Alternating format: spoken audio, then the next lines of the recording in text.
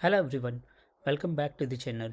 My name is Rakesh Suryavanshi and today we are going to discuss some of the interesting Terraform commands which you can use in your infrastructure as code. We'll present all those commands with a specific example with a given scenario when you can use those commands in your real life infrastructure as code scenario. The commands which we are discussing throughout the video will be displayed here at the bottom of your screen in the progress bar. So if you wish to navigate here and there onto a specific command, you can check the status bar at the bottom of your video screen, which is displayed here. Before I begin the video, it's my humble request to all of you to subscribe to the channel and give it a like and share with your friends. That will encourage me to present some of the more interesting facts about these technologies like Terraform and Azure in future. Let's begin. Very first command which we want to discuss is the Terraform import. Import you can use in a scenario wherein if you want to import any specific resource from your infrastructure into your infrastructure as code. By that means is I have a specific resource which is not part of my infrastructure as code, but it is created either manual or it is created by some other infrastructure as code, maybe let's say PowerShell or CLI, Azure CLI. Now I would like to include this particular resource as part of my infrastructure as code. So in that case, I can use the Terraform import command. And to get the information about the import command, you go to the specific resource documentation on the Terraform website. Let's say in this case, I would like to import this public IP address, which is not part of my current infrastructure as code. If I go back to the Terraform infrastructure as code and run my plan command, you can see that my infrastructure is up to date, but currently I do not have the public IP address as part of this infrastructure. I'll just wait for this command to be completed. Yep. Now I would like to import this into my infrastructure. So how do you import? To get the information, you go to the specific resource on the Terraform documentation website. In this case, public IP address is the one which I would like to import. So you go to the documentation of the public IP address, Azure RM public IP address, and at the bottom of the documentation, you'll find the information about import commands. So how you can import the public IP address. So you need to run Terraform import and then the ID of the resource block and then the actual ID of the resource. So this is your Terraform public IP address resource block and the key. So first of all, if I run the command as is, so this is my ID which I would like to include and import basically. So if I'm going to run the import command as is, I'm going to get an error. So what it says that you need to have the empty block, which is this, and then only you would be able to create the or import the resource. So what I'm going to do is, this is my main file on my code. So I'll go and create the empty resource block. This is how I can create. And why I'm giving the name as an the resource database Terraform resource I type in the name, or which is the key as per the command import command which you use, like Terraform public Azure RM underscore public IP address IP and then example. If you use any specific name instead of example, then you need to specify the specific name here in the example and here as well. So now if I'm going to run Terraform import command, this should run fine. It was not saved, so I'll save again, run, rerun again. This should import the state of the public IP address resource into my state file. And as you can see, the state has been imported of my public IP address into my state file. I can quickly go ahead and verify the public IP address. You can see that the public IP address has been imported successfully, and that was the one which we wanted to use. So this is really important. You can go ahead and import it like that. So now if I'm going to run my plan command again, let's see how it will work. I'm sure it will give an error. I'll tell you the reason why. The reason for getting the error is because this block is an empty. So how do you make sure that after the import you do not get any changes, because we would like to make sure that we have imported the infrastructure resource, and when you run the Terraform command like plan and apply, your expected behavior is you should say you should see there are no changes to be deployed because you already imported it, right? So now if I run the, because this is empty, that's why we are not able to do that, and the state which we have imported, that is stored in as in JSON file in the state file, whereas we would like to have the Terraform code. So how you can get the Terraform code is, for that you can use the Terraform dot show state dot show. This will present your state file as in form of the Terraform HCL language. Is how. So my entire file, my entire state file is been displayed as an HCL language. So now I can go to my specific resource which I am interested in, which is in this case public IP. So I can go ahead and copy the entire public IP address block and replace with this empty block like this. I need to comment out the ID, otherwise I will get an error because ID is the system generated property, so I can't specify here. I'll show you what I mean. If I do not remove, I will get an error. Sorry, I missed to save it. I'll save again and rerun again. I'll get an error. Invalid or unknown key ID. So you can't set the ID field, that is a system generated property, right? Now I'll comment out the ID field and I'll rerun again.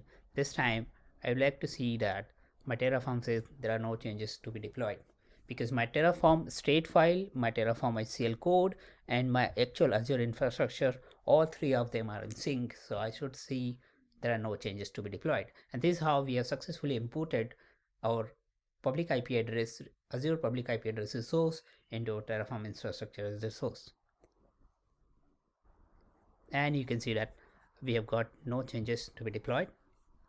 And now if you want, we can go ahead and make the changes. For example, let's say I would like to make this public IP address to be, instead of the allocation method type from dynamic, I would like to make it as in static. So I can go ahead and make the changes from here. So instead of making the amendment on the Azure portal, now I have a freedom to make the changes from my infrastructure as a code, and I should see the changes are getting deployed right from here or managed from my infrastructure as a code using the Terraform. And you can see that the allocation method is now reflecting as in change. So if I'm going to deploy the type, then the changes will be deployed like that. So let me go ahead and deploy the changes just to make sure that it's working fine. You can see that the changes is deployed. This is how you can use the Terraform Terraform import command. Now next command we are going to discuss is the Terraform remove command. So remove command basically gives us the ability to remove any specific resource type from the Terraform state file. By this means that your Terraform state file will not validate that particular resource as the infrastructure as a code, and it will not basically compare the resource between your actual resource created in Azure and the resource state available in Terraform. So for example, in a scenario, if a resource has been created by Terraform and I would like to exclude that resource to be provisioned or to be managed from the Terraform, then in that case I can use the Terraform remove command. I'll show you how you can use that. So to use the Terraform remove command, first of all we would like to see what and how we can remove that. Let's say in this case, I have the public IP address which has been created or managed by Terraform code.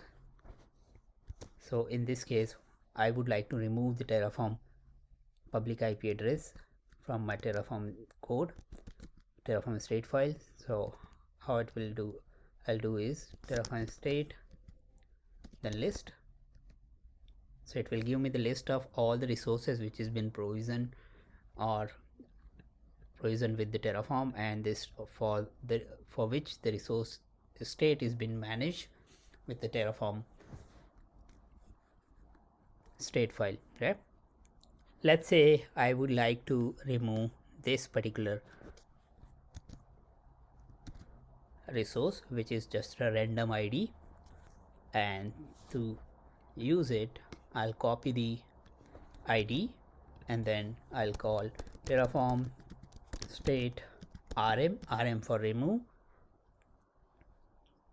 and then just provide the name like this. You can see that the state is successfully, that particular ID is successfully removed. And now if I run the Terraform plan command again, I should see that the changes is basically modified, so those changes are not going to be appeared.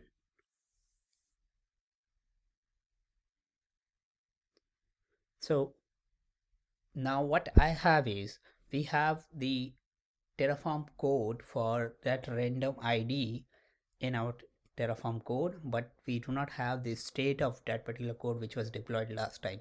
So this time when you run the Terraform plan command, your code will try to compare with your Terraform state file, and your code will not find the state for that relevant resource, and it will try to tell you that this is the resource it is going to recreate, and whichever resource is basically impacting that particular resource ID or the relevant resource. For example, in this case, random resource ID is basically getting used in the monitoring of my Azure storage account, so my monitoring will be reapplied basically in this particular case. So this is how the remove command can be used. So now if I'm going to run Terraform plan again, so what exactly it will do is, it will basically recreate the random server ID, and then the dependent resource will also be changed or modified if I'm going to use that particular ID server. And this is how you can use the Terraform remove command to remove a specific resource from the state file. So the next command which we are going to discuss now is the Terraform target command. Target command helps you to run a specific resource block or specific module block out of your Terraform code block. So let's say if you have the Terraform code which has code block for multiple resource or multiple modules has been used or called from your Terraform code, and there are multiple changes being shown, and you don't want to run all those changes with the Terraform apply or plan command, and you just only want to run any specific change type, then you can use the Terraform target command. I'll tell you how you can use it. So in this case right now I have my plan command which is showing two changes. One is create a new resource group with the rg1, and update an existing resource group by updating some tags. So now in this case, when I run the default Terraform apply command or plan command basically, so it tells me that it is going to impact two resources. Both of them are resource group only, it can be any resource type, but in my scenario both of them are two different resource group. One is modify, one is update, but I don't want to perform the modify one, right? I just want to apply the changes of this particular resource type. or maybe I just want to apply the modification of the existing resource. I don't want to create a new resource. So why this means, in this case, there are multiple changes which is getting shown as a modification, but I just want to target any specific change set. In that case, I can use the Terraform target command. So how I can use it is, so you can use the Terraform plan target, and you need to give the name of the ID which you want to use. For example, let's say in this case I just want to run this particular ID. So this is not only applicable for the specific resource block, Terraform resource block, but it can be applied for a module block as well if you want to run any specific module as well. So now if I say out as in plan dot out, this should tell me, instead of displaying the two different changes which was the case in the earlier scenario, when I run the default case, now it should tell me only one change, because my target command is targeting only to that specific resource type and ignoring the rest of the things. And you can see that it shows only one change, whereas if you see that, I'll just expand it bigger. If you see the earlier case, it was saying that two changes, and now it says only one changes. So I can go ahead and run the Terraform apply command, and it will apply the changes to that particular resource group only. Okay, so this is how you can use the Terraform target command to target any specific resource type. So now in my current Terraform infrastructure as a code, I have a list of resources which are created here in my Azure resource group, which is listed here. Now I would like to recreate a specific resource type. Let's say I have some resource group which we have created in our last command section. So I'll tell the state file to list down all the resources, state list, and this is how I get the list of resources. So you can see that the resource group was created last time, and somehow I would like to recreate this resource group when I next time run the Terraform command. For one way, it will find a resource group to be recreated in a sense that you modify something or you make any changes which will enforce you to recreate, but it's not applicable for all the resource type. So how you can use the recreate of the resource is, you can say Terraform taint command. So I can search for Terraform taint.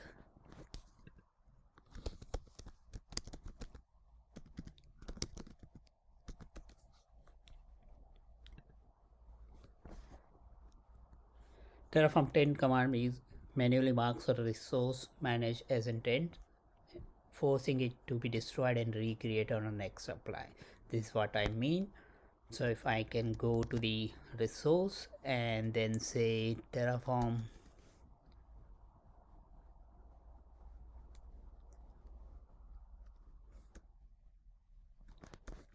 taint, something like this. So now you can see that the that particular resource group has been marked as intent. So now if I'm going to run the Terraform plan command, then this plan should tell me that the resource group is going to be recreated. So in my scenario, obviously resource group is empty, so I don't have any harm of creating the resource group again.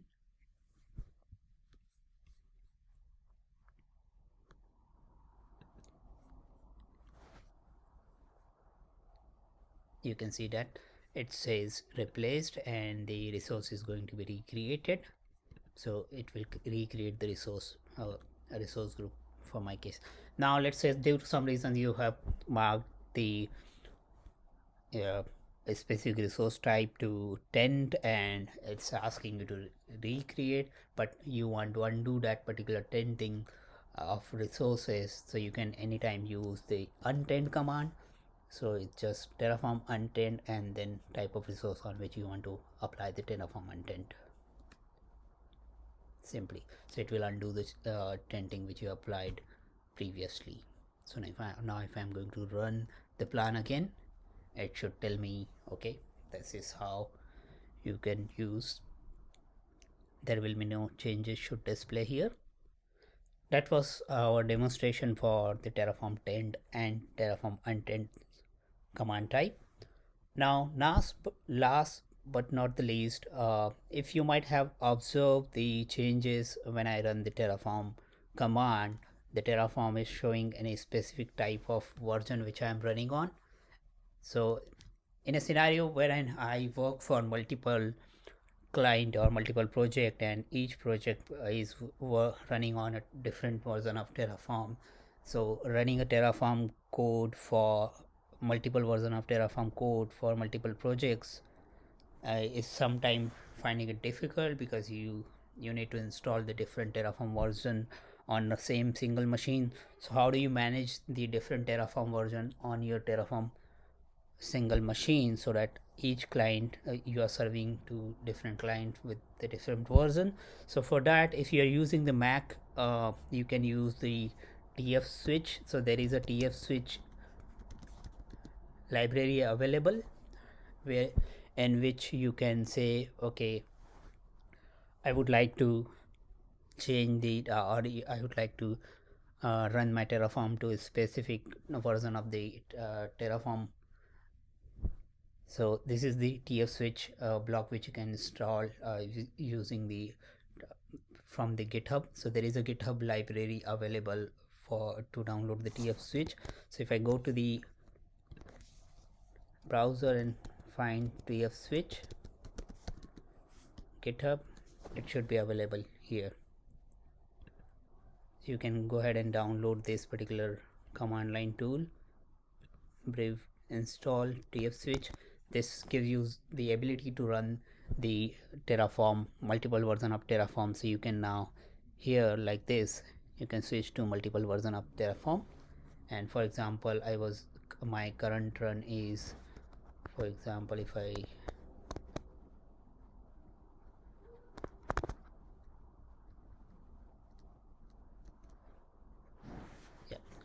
so if I see the Terraform version,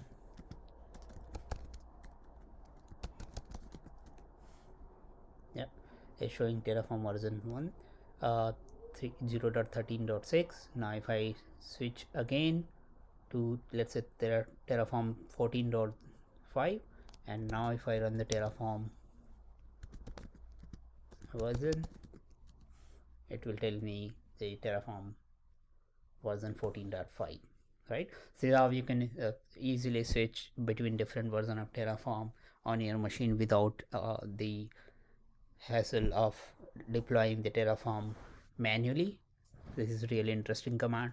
Now if you are using a machine on which you do not have administrator rights, and let's say on my Windows machine I do not have administrator rights, so I was not able to use the Terraform switch command. So what you can do is, you can on a Windows you can use the alias command. So on a Windows machine you can use the PowerShell set alias, and then give your alias name. For example, in this case, let's say if I give Terraform alias name as in 0.13.6, and you need to specify something like dash name of your alias, which is this, and the value of alias is going to be the location where you have the Terraform exe stored. For example, it's a C drive Rakesh or Terraform, and Terraform.exe, something like that. So you can use the Terraform set ls command, and once the ls is going to be set, next time instead of using the Terraform command, you can use tf_0.13.6 initiate Terraform initiate, run, and plan commands, some like you do normally use it with the Terraform keywords. You can use with this particular keyword, so you know that I'm using this particular version. So this is how you can use the multiple version of Terraform. I hope the entire session was helpful and you would find it interesting to use all these commands in your infrastructure as code. If you have any question related to any of these commands, please let me know. I'll try to reply to your question. Send the queries onto the comment box, and if you like the video, please give it a thumbs up and join my channel by clicking on the subscribe button to get the latest update in future. Thanks for watching it.